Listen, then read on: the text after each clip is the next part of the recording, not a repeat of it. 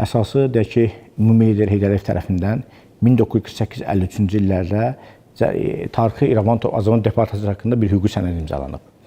Və bu hüquqi sənəd biz tarixçilərə, biz elm adamlarına, hesab edirəm ki, ictimai-siyasi xadimlərə çox mühüm bir hüquqi bir əsasdır ki, yəni bunu biz ortaya qoymuşuq. Və digər bir tərəfdən də, bu gün də cənab prezident tərəfindən də deməli, Qərbi Azərbaycana qayıdış bir konsepsiyası hazırlanıb. Bu da bizə nə əsas verir? Əsas verir ki, hər bir Azərbaycanlı övladı üçün, hər bir Azərbaycan tədqiqatçısı üçün, hər bir Azərbaycan vətəndaşı bu məsələlərini beynəlxalq müstəvidə, beynəlxalq hüquq müstəvidə həll etməkdə bir növ bir proqnoz, bir konsepsiya ortaya qoyulub. Burada biz əsasən əsas hüququ baxımından biz demək götürürük Ümumdünya İnsan Hüquqları Bəyannaməsini. Bu çox birinci bu sənədə, bu sənədin bəyanatlarına, bəyannamələrinə, eyni zamanda mülki və siyasi hüquqlar haqqında beynəlxalq pakta biz söykənirik və eyni zamanda qaçqınların statusuna dair konvensiyalara və eyni zamanda BMT-nin bir sıra qərarlarına, qətnamələrinə, bəyanatlarına və bəyannamələrinə və bunlara söykənərək, bu müddətdən çıxış edərək, təbii ki, öncədən dediyimiz kimi, Qərbi Azərbaycandan Azərbaycan deportasiyası məsələləri var. 1918-21-ci il, 48-53 və 1987 və 91-ci illər. Və bu illərdə bilirsiniz ki, az sayda Azərbaycanlı tarixi torpaqlarımızdan, yəni İrəvandan, Özdə-Baba torpaqlarından deportasiya olunmayıb. Burada həm kütləvi qətlam var, həm deportasiya var, həm insan tələbatı var, həm də soyqırım məsələsi var. Və dediyimiz kimi soyqırım məsələlərində də həmin o beynəlxalq hüququn sənədlərinə söykənərək biz burada nəyə yönəlirik? Zorla köçürülmə və mülkiyyətə dəyilmiş ziyan.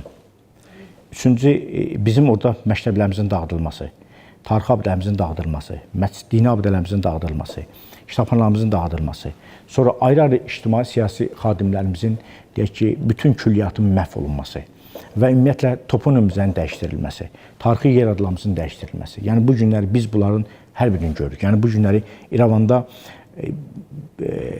çoxlu sayda o ki, məscidlərimiz, tarixi abidələrimiz var. Yəni bu günləri biz onun cəmi ikisini görürük və o da yəni dağıdılmış bir vəziyyətdədir. Tarixi İrəvan qalası demək olar yox vəziyyətindədir. İrəvan xalqına aid olan bütün o deyək ki, Xan sarayından tutulmuş digər məsələlər hamısı dağıdılmış vəziyyətdədir. Bu günləri bizim İrəvan xanlığının yəni tarixinə dair mənbələr deyək, sənədlərmi deyək, vergi dəftərlərmi deyək və bütün məsələlər, qəbirlər deyək, məzarlarımız deyək, hamısı dağıdılıb.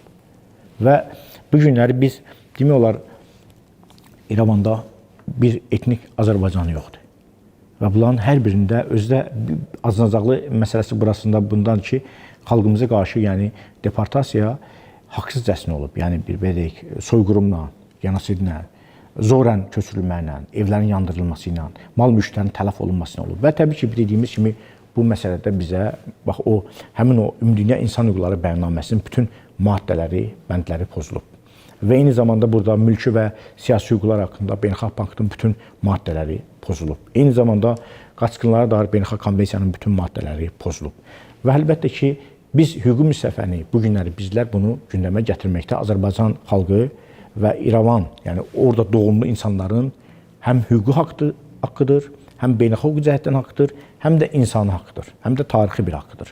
Çünki onlar orada doğulublar, məruzə, təcavüzə, soyqırma, kütləvi deyək ki, köçürməyə məruz qalıblar və onların bəzilərinin gözləri qabağında ataları, babaları, yəni valideynləri qətlamə məruz qalıb və bəziləri də bilirsiniz ki, vəhşicəsinə öldürülüb, yəni qətlam edilib və s. Yəni bunların hamısı bizə o baxımdan hüquqi cəhətdən əsas verir ki, biz tarixi Azərbaycanlılar olaraq, həmin o İrəvan əsilli Azərbaycanlılar öz torpaqlarına qayıtmağın həm mənəvi haqları var, həm hüquqi haqları var, həm də insan haqları var. Həm də eyni zamanda da hətta Ermənistanın özü də bir sıra paktlara qoşulub və məcburdur ki, Ermənistan hökuməti bu imzaladığı sənədlərə əməl etsin. Yəni, təbii ki, indi bugünə qədər də biz Ermənistan tərəfindən yəni bu əməllərə, bu sənədlərə, bu konvensiyalara həm hüquqi baxımdan əməl etdiyini görməmişik, həm də insani tərəfdən əməl etdiyini şahidi olmamışıq.